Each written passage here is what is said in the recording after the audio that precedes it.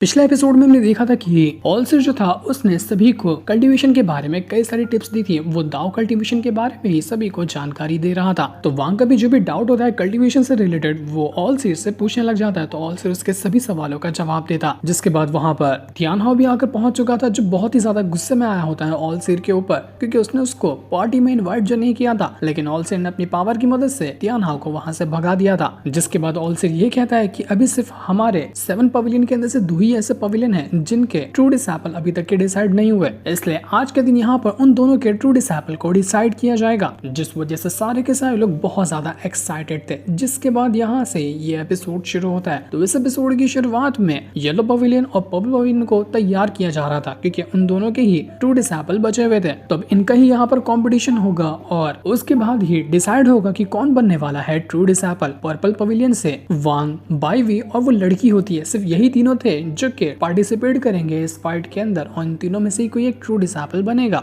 पर जैसे ही बारी यहाँ पर आती है येलो पवेलियन वालों की, तो उसमें से एक लड़की सामने आती है और वो कहने लग जाती है कि मेरे जो सीनियर ब्रदर है ना, उनकी पावर ज्यादा है, तो मैं यहाँ पर उनसे फाइट नहीं कर सकती, क्योंकि मैं यहाँ पर फाइट के दौरान पहली बार में हार जाऊंगी तो फाइट करके मतलब ही नहीं है। मुझे अभी और मेहनत करनी है अपने सीनियर ब्रदर से मुकाबला करने के लिए, तो मैं यहाँ पर खुद को डिस्क्वालीफाई करना चाहती हूँ। देखते ही देखते बाकी लोग भी यही काम करने लग गए थे। पर्पल पवेलियन का सिर्फ एक ही बंदा था जिसको ऑल्सर ने वो स्वॉर्ड दी थी, उसी को सब लोग यहाँ पर ट्रू डिसेबल बनाना चाह रहे थे। और बाकी सारे लोग एक के बाद एक करते हुए अपना गिव अप करने लग गए थे, जो देखकर वो डिसेबल भी इमोशनल हो जाता है कि सभी लोग यहाँ पर मेरे लिए खुद को गिव अप करते जा रहे हैं। अब तो लगता है कि मैं ही यहाँ पर ट्रू डिसेबल बनने वाला हूँ। वो तो बहुत ही ज्यादा खुश नजर आ रहा था, लेकिन जब वांग यहाँ पर ये चीज नोटिस करता है तो वो हैरान रह चुका था कि आखिर ये लोग इतनी आसानी से गिव अप कैसे कर रहे हैं, जबकि अगर फाइट करना चाहे तो कुछ तो टक्कर दे ही सकते हैं ना। येलो पवेलियन से सिर्फ एक ओल्ड मैन बचा हुआ था, जो कि हालांकि यहाँ पर उस बंदे से ज्यादा पावरफुल ही होता है, लेकिन तब भी वो यहाँ पर खुद की ट्रू डिसेबल बनने की पोजीशन को सैक्रिफाइस करते हुए कहता है कि मैं भी यहाँ पर अपने जूनियर ब्रदर को ही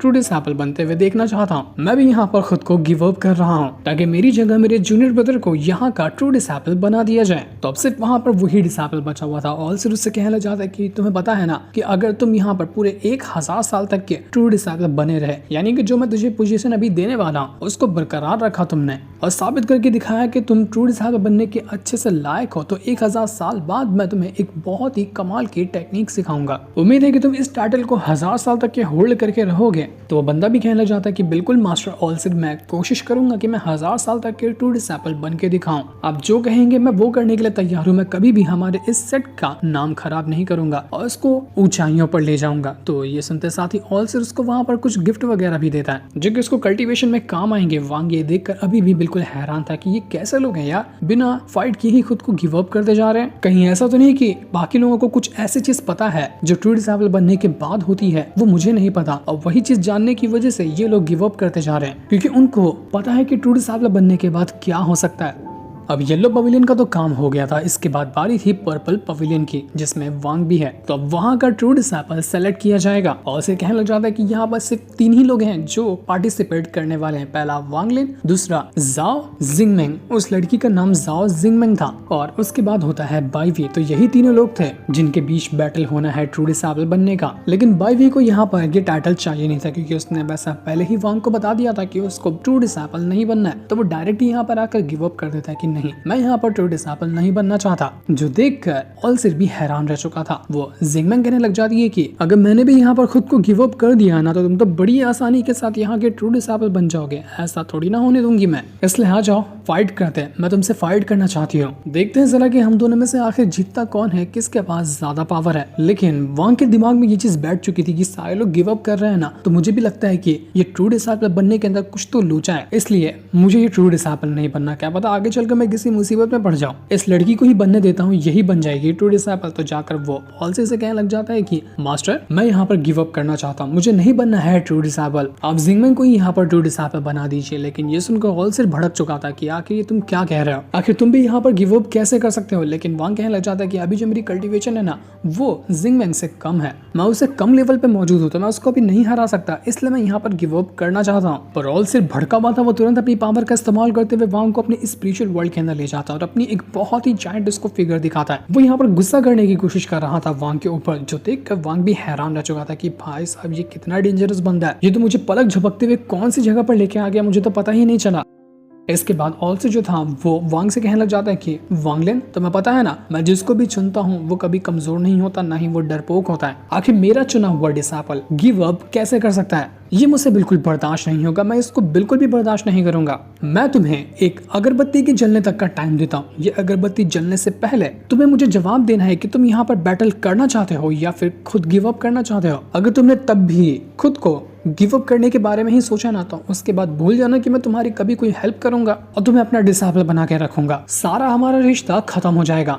जो सुनकर सारे के सारे लोग हैरान रह चुके थे कि भाई साहब ऑल्सर को तो देखो, वो कितना ज्यादा वांगलिन के बारे में सोचते हैं। वांगलिन से पहले सिर्फ सुनयुन ही ऐसा बंदा था जिसके बारे में वो इतना सोचते थे, उसके लिए हर चीज करने को तैयार थे। और आज अब यहाँ पर वांगलिन के लिए भी वो ऐसा ही कर रहे हैं। जो सुनकर वांग जो था एकदम कंफ्यूजन में जा चुका था। वो कहता है कि चलो आगे कुछ भी होगा उसको मैं हैंडल करने के लिए तैयार हूँ, लेकिन ये सिचुएशन मुझे नहीं लग रही है गिव अप करने की। अगर मैं यहाँ पर ऑल्सर के खिलाफ हो गया ना तो बड़ी मुसीबत हो सकती है, इसलिए आगे का मैटर मैं खुद के दम पर ही संभाल लूंगा। इसलिए वो ऑल्सर से कहना चाहते हैं कि ठीक है मास्टर, जब आप चाहते हैं कि मैं यहाँ पर गिव अप ना करूँ तो मैं बिल्कुल भी गिव अप नहीं करूंगा, मैं फाइट करने के लिए तैयार हूँ। जो सुनकर ऑल्सर की खुशी का ठिकाना नहीं रहता। वो कहता है कि बिल्कुल वांगलिन, मैंने तुमसे यही उम्मीद की थी और तुम मेरी उम्मीदों पे खरे उतरे हो। मेरा डिसाइपल जो चुना हुआ ऐसा डरपोक थोड़ी ना होता है और तुमने साबित किया। इसके बाद वो यहाँ पर बैटल आरीना को तैयार कर देता है ताकि यहाँ पर वो जिंगमेंग और वांग के बीच में बैटल हो सके। जो जीतेगा वो बनेगा ट्रू डिसाइपल। तो जैसे ये कंपटीशन शुरू हुआ था, सबसे पहला जो अटैक था वो तैयार कर चुकी थी वो ही जिंगमेंग। वो तुरंत अपनी पावर का इस्तेमाल करते हुए एक खतरनाक टेक्निक को एक्टिवेट कर चुकी थी और उसकी मदद से वो वांग के ऊपर अटैक करने की कोशिश करती है, जो कि एक बहुत ही पावरफुल डिमोनिक पाम लग रहा था और वो उसकी मदद से यहाँ पर वांग के ऊपर अटैक करने की कोशिश करती है। वांग तुरंत अपनी पावर का इस्तेमाल करते हुए उस जिंगमेंग के अटैक को रोकने की कोशिश कर रहा था। वो यहाँ पर सितुनन की दी हुई जो डीमन फिंगर टेक्निक होती है उसका इस्तेमाल कर लेता है और जैसे उसने यहाँ पर उसका इस्तेमाल किया था, वो जो अटैक था जिंगमेंग का वो आसानी के साथ डिस्ट्रॉय होते हुए खत्म हो जाता है। जो देखकर जिंगमेंग हैरान रह चुकी थी। वो कहती है कि मैंने तुमसे यही उम्मीद की थी कि तुम मेरा अटैक को इतनी आसानी से डिस्ट्रॉय कर दोगे और इससे मैं बिल्कुल भी शॉक में नहीं हूँ। तुम्हें पता है मैं यहाँ पर ना बिल्कुल भी इस ट्रू डिसाइपल की पोजीशन के लिए तुमसे फाइट करने नहीं आई थी। तुम्हें पता है मैं यहाँ पर ना किसी की भी टेक्निक को कॉपी कर सकती हूँ। मैं बस तुमसे इसलिए फाइट करना चाहती थी कि फाइट के दौरान तुम अपनी अच्छी अच्छी टेक्निक का इस्तेमाल करो और तुरंत के तुरंत मैं यहाँ पर तुम्हारी सारी टेक्निक को कॉपी कर जाऊंगी। तो अब मैं यहाँ पर तुम्हारी जो डिमन फिंगर टेक्निक है ना, इसको भी कॉपी करने वाली हूँ ताकि आगे चलकर मैं इस टेक्निक का किसी और के ऊपर भी इस्तेमाल कर सकूं। तो ये सुनकर वांग बिल्कुल हैरान रह जाता है कि आखिर ये कैसी लड़की है, ये तो सीधा सीधा मेरा अटैक चोरी करना चाहती है। तो वांग यहाँ पर कहना चाहता है कि अगर तुमने मुझे सच्चे दिल से अच्छी तरह से मांगा होता ना तो हो सकता है कि मैं तुम्हें ये टेक्निक सिखा दिया होता,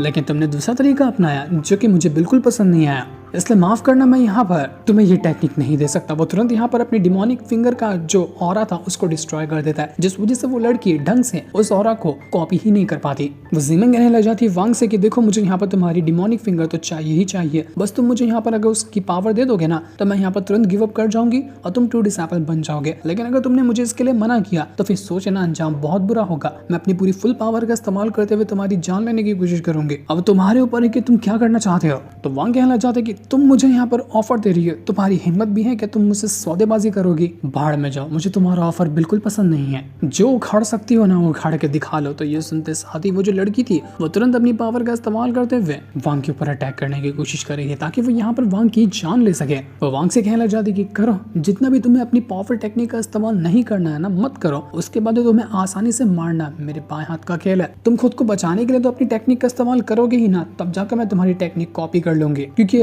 अटैक का इस्तेमाल ना किए बगैर तो तुम यहाँ पर मुझे रोक ही नहीं सकते। वो अपने एक से बढ़कर एक अटैक यहाँ पर वांग के ऊपर करने की कोशिश कर रही थी, लेकिन वांग तुरंत अपनी पावर का इस्तेमाल करते हुए उसी टेक्निक का इस्तेमाल कर लेता है जो कि कुछ टाइम पहले उस जिंगमिंग ने वांग को दिया था, वही जेड में डालकर। तो जैसे उसने ये टेक्निक का इस्तेमाल किया, ये टेक्निक तो ऑलरेडी उस लड़की के पास है, वो तो उस टेक्निक को ले ही नहीं सकती और उसी टेक्निक की मदद से वो यहाँ पर उस लड़की के अटैक को रोक रहा था कि चल ले लेते को जो टेक्निक चाहिए ना अपनी वाली टेक्निक ही उठा ले। जो देखकर वो जिंगमिंग बिल्कुल हैरान रह चुकी थी कि कैसे हो सकता है, अभी ढंग से 2 दिन भी नहीं हुए इसको ये टेक्निक दिए हुए और इतनी जल्दी इसने इस टेक्निक में मास्टरी हासिल कर ली। मुझे तो कितने महीने लग गए थे ये टेक्निक सीखने को। ये इंसान है कि शैतान है, आखिर इतनी जल्दी ये टेक्निक वगैरह को कैसे सीख लेता है। लेकिन फिर भी वो लड़की यहाँ पर वांग से कहने लग जाती है कि वांग देखो, मुझे मेरी टेक्निक की हर कमजोरी, हर जो टेक्निक में जितनी पावर है ना, सब चीज की डिटेल अच्छे से है, तो तुम मेरी टेक्निक का इस्तेमाल करके मुझे नहीं हरा सकते, मैं आसानी के साथ तुम्हें खत्म कर दूंगी। लेकिन वांग तुरंत यहाँ पर अपनी पावर का इस्तेमाल करते हुए उस टेक्निक के 5th लेयर को एक्टिवेट कर लेता है, क्योंकि वो लड़की जो थी अभी तक की सिर्फ 3rd लेयर तक के ही एक्टिवेट कर पाई थी उस टेक्निक का, लेकिन वांग ने यहाँ पर सीधा 5th लेयर को एक्टिवेट कर लिया, जिस वजह से उस लड़की का अटैक यहाँ पर डिस्ट्रॉय होने लगता है।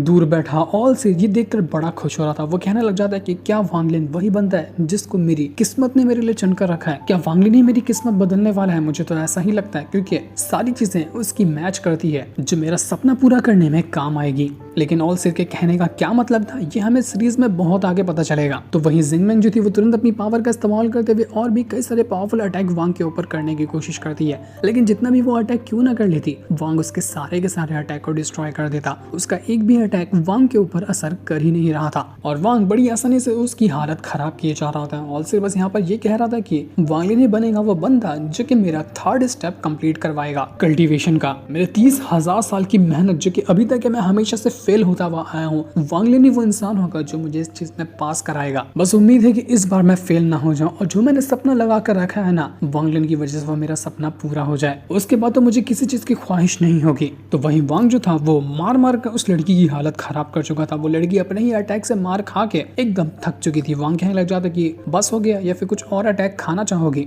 अगर खाना चाहोगी तो बिल्कुल बताओ, मैं तुम्हारा पेट भरने के लिए तैयार हूँ। इसके बाद वो तुरंत अपनी पावर का इस्तेमाल करते हुए उसी टेक्निक के 6th लेयर को भी एक्टिवेट कर लेता है। जहां तक कि अभी वो 5th को कर पा रहा था, एक ही बार में उसने 6th को भी एक्टिवेट कर लिया, जो कि बिल्कुल नेक्स्ट टू इम्पॉसिबल बात है। 2 दिन में ही उसको वो टेक्निक मिली और इतना ज्यादा उस टेक्निक में मास्टरी हासिल कर लेना, जो कि वांग ने करके दिखा दिया। ये बात किसी अजूबे से कम नहीं थी। तो इस चीज को देखकर वो लड़की कहने लग जाती है कि वांग लिन, तुझे पता है मैंने तुझे बिल्कुल अंडर एस्टिमेट किया। मुझे नहीं लगा था कि तू इतना ज्यादा कमाल का बंदा होगा। मानना पड़ेगा, तू बहुत बहुत ज्यादा एक्स्ट्रॉर्डिनरी है। मेरे अंदर अब ताकत नहीं बची है कि मैं यहाँ पर तुझे हरा सकूं। इसलिए वो सबके सामने अनाउंस करती है कि मैं जिंगमैन खुद भी यहाँ पर अपने आप को डिस्क्वालीफाई कर रही हूँ। मैं यहाँ पर वांग से फाइट नहीं कर सकती। इस वजह से वो भी अब यहाँ पर डिस्क्वालीफाई हो चुकी थी, क्योंकि वो फाइट करती तो पता ही था कि वांग मार मार कर उसकी ऐसी हालत कर देता कि वो कभी उठ ही नहीं पाती। इस वजह से उसने अपनी जान बचाना बेहतर समझा और यहाँ पर खुद को सरेंडर कर दिया। इस वजह से उसकी जान बच गई।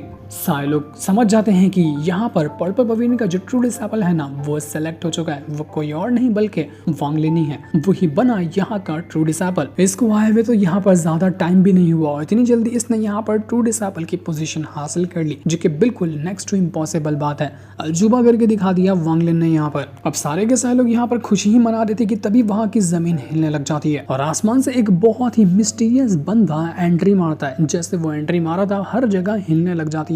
बहुत ही ज्यादा स्ट्रॉन्ग और काफी ज्यादा कमाल का वो बंदा लग रहा था। उसका नाम होता है चेन ताओ, जो कि इसी पर्पल पवेलियन का ही एक डिसेबल हुआ करता था। इसकी फाइट उस टाइम पे सुन्युन के साथ भी हुई थी, लेकिन उस टाइम पे सुन्युन ने पर्पल पवेलियन के ट्रू डिसेबल की पोजीशन हासिल कर ली। अगर वो सुन्युन ना होता ना, तो यहाँ पर ये चेन ताओ ही यहाँ इस पर्पल पवेलियन का कब का पुराना एक ट्रू डिसेबल होता। लेकिन सुन्युन से हारने की वजह से ट्रू डिसेबल की पोजीशन उसके हाथों से चली गई। अब वो यहाँ पर न जाने कहाँ गया था, उसके बाद से रिटर्न आया है अपने पर्पल पवेलियन के अंदर। ऑल सिर उसको देखकर कहने लग जाता है कि चेन ताओ, तुम वापस आ गए। तुम्हें पता है मैं तुम्हें यहाँ पर देखकर बहुत ज्यादा खुश हूँ कि फाइनली तुम यहाँ पर लौट आए। तो चेन ताओ कहने लग जाता है कि मास्टर, मैं यहाँ पर कुछ रिसोर्सेस वगैरह ढूंढने के लिए गया था। तो ऐसे ही ढूंढते हुए मुझे एक बहुत ही कमाल के ट्रेजर के बारे में पता चला, जिसको मैं किसी भी हालत में हासिल करना चाहता था। उसको हासिल करना इतना आसान नहीं था। मैंने उसको हासिल करने के लिए बहुत ही खतरनाक बीस्ट वगैरह से फाइट की और बहुत खतरों का सामना करते हुए उस ट्रेजर को हासिल करके मैं यहाँ पर आया हूँ। तो इसी वजह से मुझे यहाँ पर आने में ना बहुत ज्यादा टाइम लग गया, वरना मैं कब का यहाँ पर आया होता। पर मैंने कैसे भी करके वो ट्रेजर हासिल किया। ऑल सिर ये सुनकर हैरान रह चुका था कि जरा तुम मुझे बताओगे कि आखिर वो ट्रेजर है क्या? किस ट्रेजर की तुम बात कर रहे हो जिसको हासिल करने के लिए तुमने इतना टाइम लगाया और इतनी ज्यादा मेहनत की? तो चेन ताओ कहने लग जाता है कि हाँ बिल्कुल, मैं वो ट्रेजर ना साथ में लेकर आया हूँ। मैं जरूर आपको वो दिखाता हूँ, लेकिन असल में उस ट्रेजर के अंदर